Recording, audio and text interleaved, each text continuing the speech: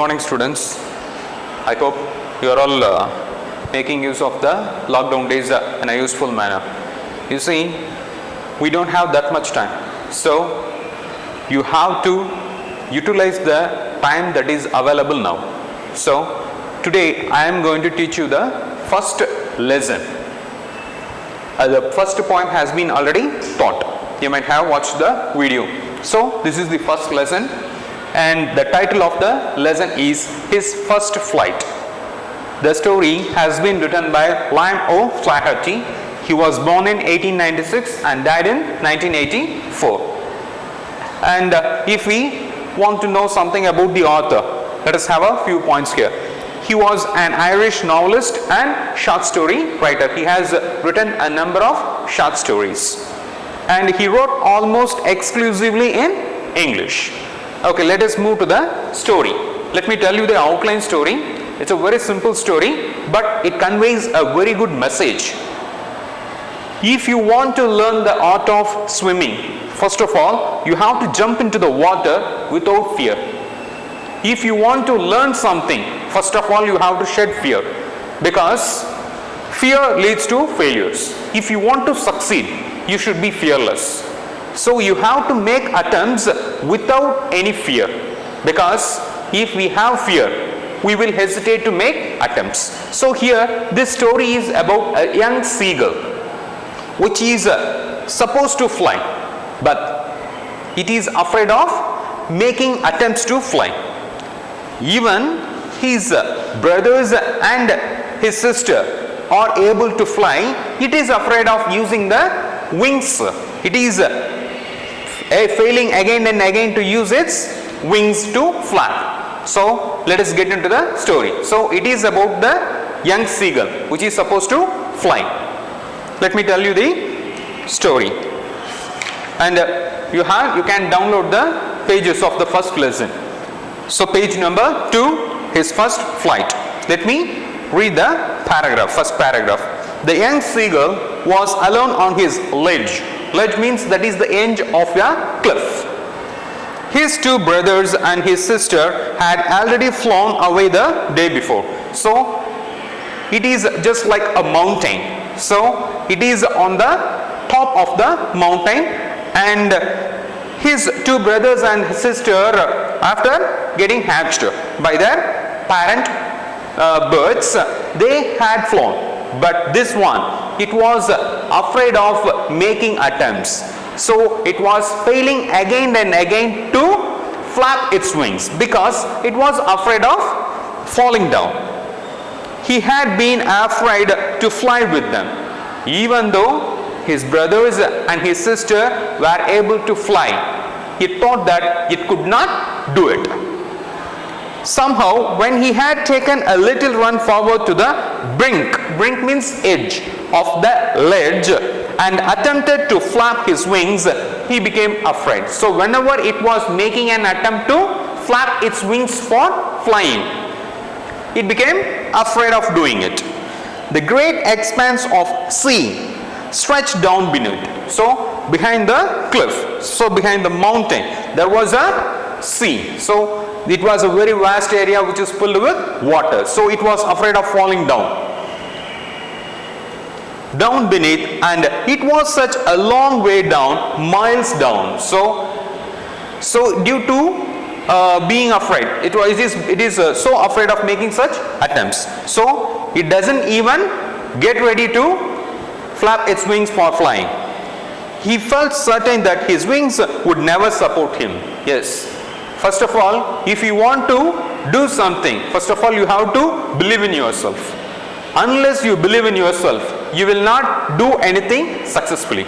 If you want to do something successful, you have to believe in yourself. You see, everybody is unique in this world. Everybody is talented in this world. So the first point to succeed is to believe in yourself. When you believe in yourself, you can make it happen. You can succeed. But this young seagull, even though his parents are trying to make him fly, he did not come forward to do so. So the young seagull firmly believed that his wings wouldn't support him. So it was the cause of its fear. So he bent his head and ran away back. So on seeing the vast expanse of sea, it went back. It did not try. To the little hole under the ledge where he slept at night. So again, it went back to its place without making an attempt to fly. I move to the second paragraph. Even when each of his brothers and his little sister, whose wings were far shorter than his own, ran to the brink, flapped their wings and flew away, he failed to muster up courage to take the plunge which appeared to him so desperate. Even comparing to the wings of his brothers and sister, it's are larger, but it doesn't believe in itself. That's why even though those birds were able to fly, it did not fly. Even its wings were larger than those. So it didn't flap, it didn't make any try, it didn't do it at all. He failed to muster up courage to take that plunge. You see, if you want to do something, you have to take some risks, because it is not going to be a risk at all. Because if you do it successfully, it is not a risky thing. Unless you think it is risky, it is not risky. So, wherever you go, whatever you do, there will be a risk. So, you have to be so confident. So, when you think you can do it properly and correctly, you can surely do it. So, it depends upon one's attitude. So, attitude is very, very important, because your attitude determines your altitude. His father and mother had come around calling him shrilly, which means making a high-pitched sound. So those birds were flying over that place, and they were trying to give him some courage to make an attempt to fly, threatening to let him starve on his ledge unless he flew away. So it had not eaten anything since the previous night. So now it is starving. So if he has to find some food, he has to fly. He has to try to fly. So this is the condition made to that young seagull by the parents, because it has not been fed. It has not been fed for a long time. So if he doesn't come forward to fly, it has to die of starvation. But for the life of him, he could not move. So even though it did not have food, it didn't come forward to do so. It was just at the same place. Now I move to the third paragraph. That was 24 hours ago. Since then, nobody had come near him. So it has been there for about a day. So it had not eaten anything since the previous night. If it had to find food, it had to fly. But it did not make any attempt to fly. Since then, nobody had come near him. The day before, all day long, he had watched his parents flying about with his brothers and sisters, perfecting them in the art of flight, teaching them how to skim, which means to pass lightly, to skim the waves, and how to dive for fish. Because seagulls are the birds which are found on the surface of the seas. So what could be the possible food of those birds? Obviously fish. So it has to dive and catch the fish. So its parents were teaching how to skim and dive for fish. It was simply looking at those birds, because it had not flown away. That's why. So it is still in the ledge. He had in fact seen his older brother catch his first herring. Herring, it is an edible fish, and devour it. Devour means swallow it or eat something in an excessive way, or eating something fast.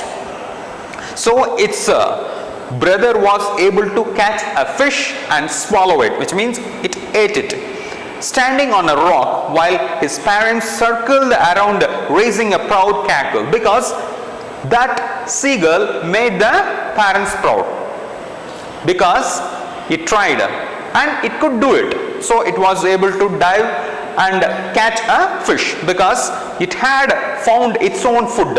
and all the morning the whole family had walked about on the big plateau midway down the opposite cliff, which means that is the vertical rock face, laughing at its cowardice. So if you are not ready to make any attempts, if you don't come forward to try something, so definitely it is nothing but cowardice. So cowardice means being a coward.